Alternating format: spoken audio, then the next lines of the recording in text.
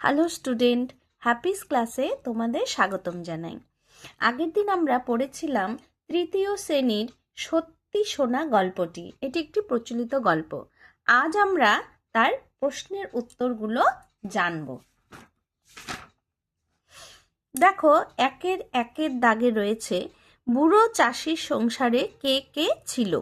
বুড়ো চাষির সংসারে 3 জন সদস্য ছিল: বুড়ো চাষি, তার ছেলে ও ছেলের বউ।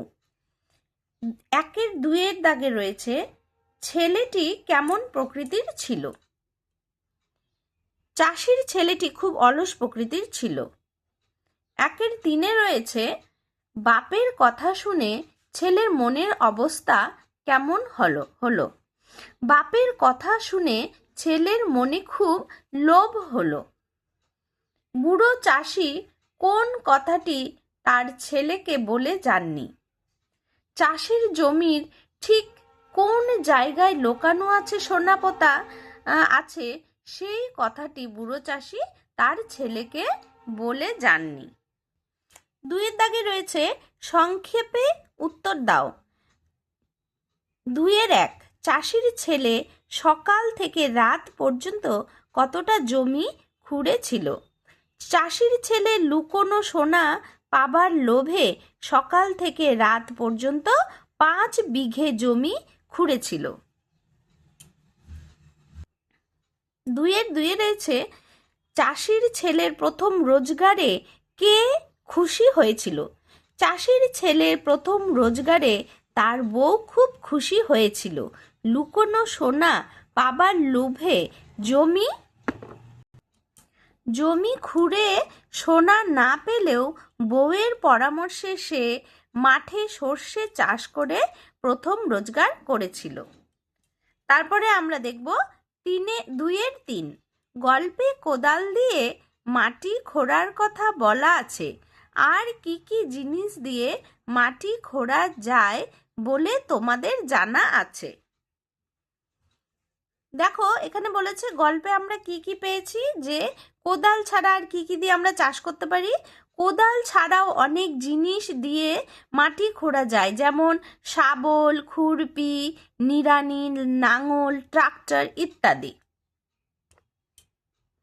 সত্যি শোনা গল্পটির মতো আর কোন গল্প তোমার জানা আছে? জানা গল্পটি বন্ধুদের শোনাও। আচ্ছা দেখো, ঈশপের গল্প একটি ছিল। হ্যাঁ, তো ঈশপের লেখা কৃষকের গুপ্তধন গল্পটি পাঠের সত্যি শোনা গল্পের মতোই। তোমরা ঈশপ গল্প সমগ্র থেকে গল্পটি পড়ে বন্ধুদের শোনাও। এবার তুমি বলবে যে ঈশপের গল্প আমি কোথায় পাবো? যখন বইমেলা আসবে না, তখন তোমরা বইমেলাতে খোঁজ করবে, দেখবে তোমাদের ছোটদের অনেক সুন্দর সুন্দর গল্পের বই কিন্তু পাওয়া যায়। সেখানে ছোট ছোট অনেক শিক্ষণমূলক গল্প থাকে।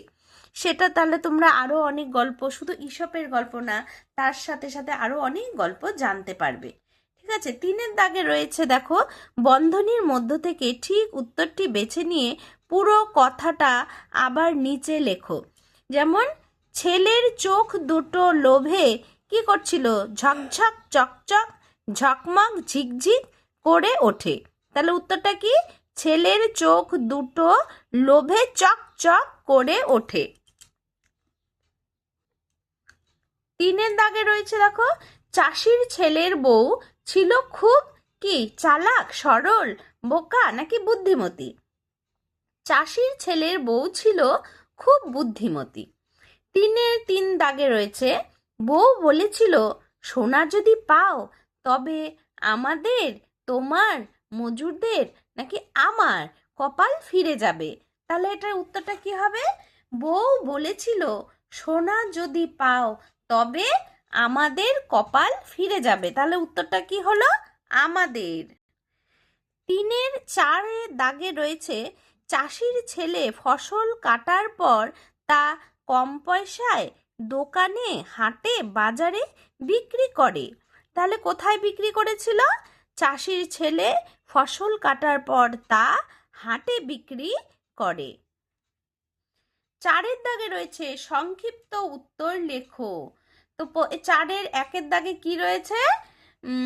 চাষির ছেলে নিজে চাষ আবাদ করার কথা ভাবতে পারতো না কেন?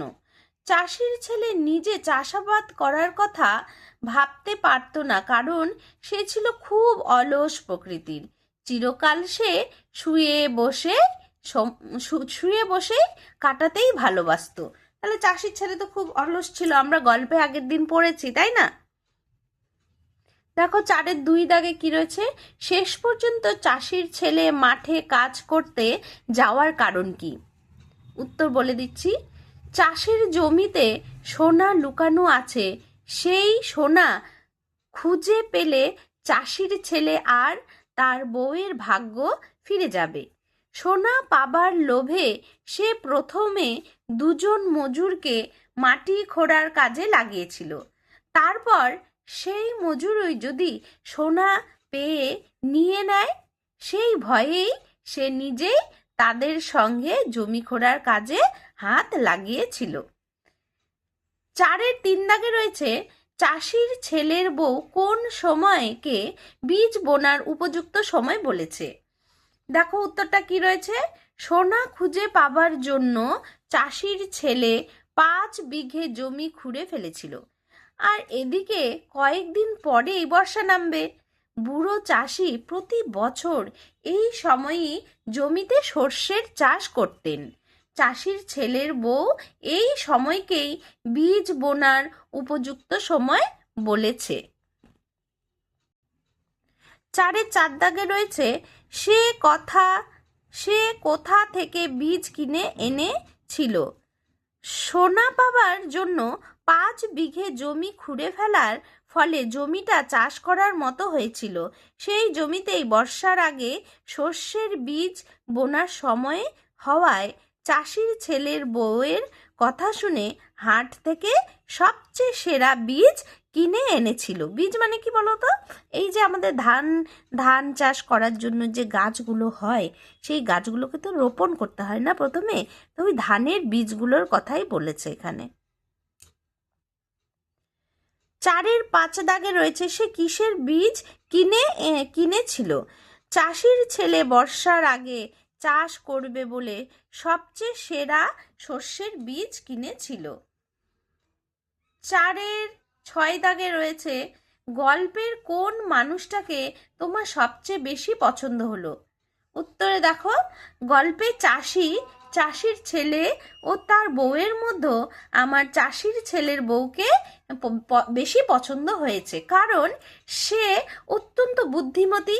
সোনা না পেয়ে চাষির ছেলে বিচলিত হলেও তার বউ তাকে সবসময় সৎ পরামর্শ দিয়ে সঠিক পথে পরিচালনা করেছে এবং বুড়ো চাষির বুদ্ধিকেও সে সম্মান জানিয়েছে।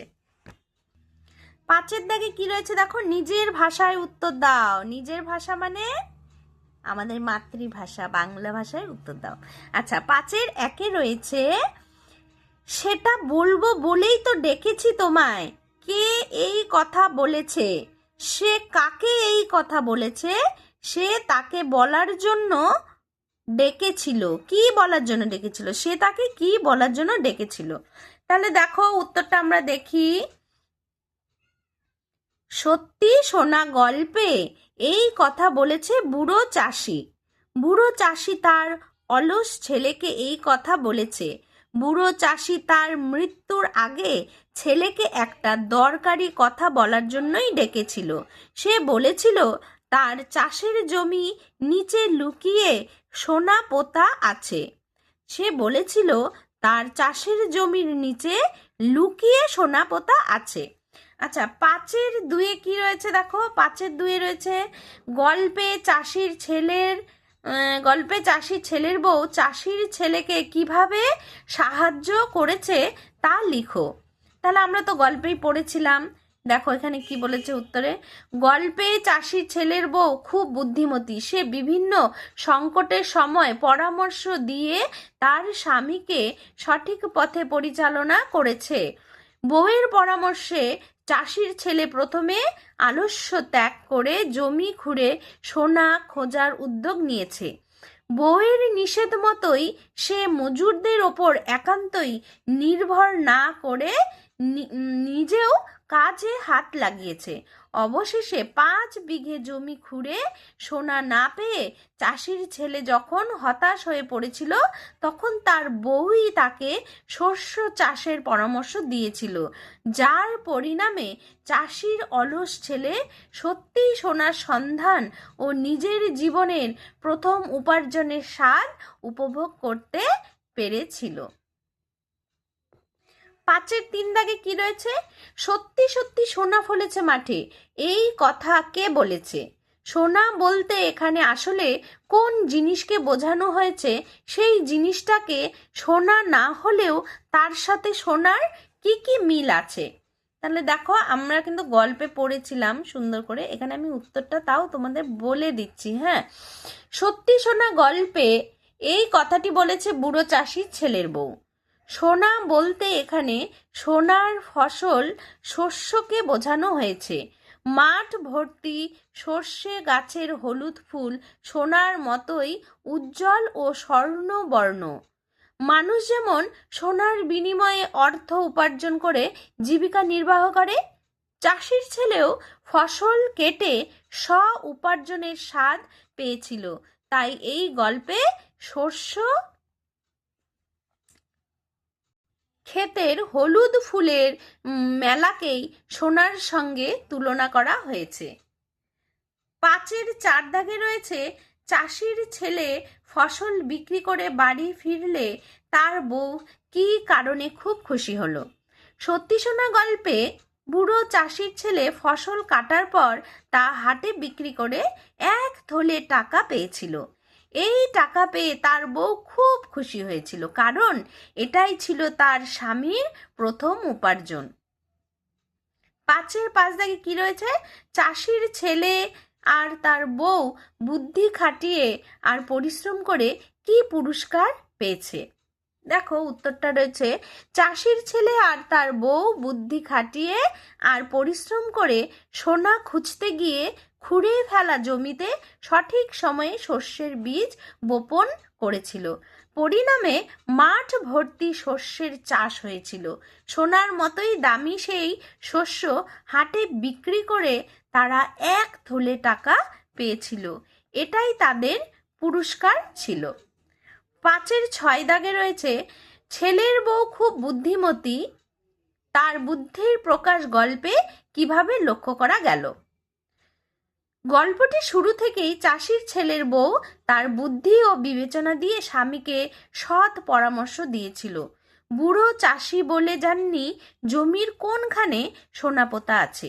বউয়ের পরামর্শ অনুযায়ী চাষির ছেলে প্রথমে 2 জন মজুর লাগিয়ে এবং পরে নিজেও কাজে হাত লাগিয়ে 5 বিঘে জমি খুঁড়ে ফেলে।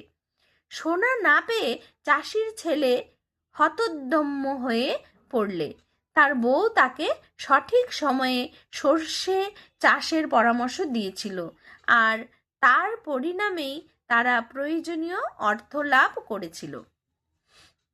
6-এর দাগে রয়েছে, দেখো, সোনা সকলের কাছেই পছন্দের, কারণ তার কতগুলো গুণ আছে। সেই গুণগুলোর পাশের বক্স থেকে নিয়ে তুমি নিচের ফাঁকা জায়গাগুলি বসাও। দেখো, ফাঁকা জায়গায় বসাতে বলছে, এখানে কি কি অপশন দিয়েছে? চকচকে, আসল, দামি, ঝলমলে, আর নিচে কয়েকটি লাইন তুলে ধরেছে, যেমন পিতলের থালাটা সোনার মতোই ড্যাশ। তাহলে পিতলের থালাটা সোনার মতোই চকচকে। 6-এর 2 দাগে রয়েছে, পাকা ধান সোনার মতোই ড্যাশ। পাকা ধান সোনার মতোই ঝলমলে। 6-এর 3 দাগে রয়েছে, ড্যাশ সোনা দিয়ে গয়না বানানো যায় না।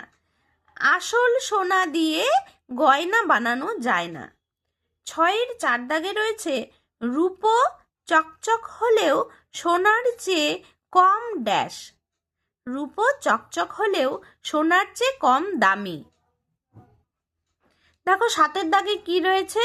সত্যি সোনা গল্পটির সাহায্য নিয়ে ছবিগুলোর নিচে উপযুক্ত বাক্য লিখে কাহিনীটি সম্পূর্ণ করো।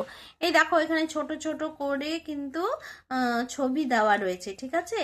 তোমরা বইয়ের তো গল্পটি আমি আগের দিন পড়িয়ে দিয়েছি, ওই গল্পটির থেকে তোমরা কিন্তু নিজেরা সুন্দর করে এখানে কি লাইন লেখা যায় এই গল্প সম্পর্কে তোমরা কিন্তু লিখে নিবে, ঠিক আছে? আজ তাহলে এই পর্যন্তই, আবার আগামী ভিডিওতে আমাদের কথা হবে। আর আরেকটি কথা, আমার এই পড়ানো যদি তোমাদের ভালো লেগে থাকে তাহলে আমার চ্যানেলটিকে কিন্তু অবশ্যই তোমরা একটু সাবস্ক্রাইব করে দিও, ঠিক আছে? তাহলে যে কোনো নোটিফিকেশন কিন্তু সবার আগে তোমাদের কাছে পৌঁছে যাবে।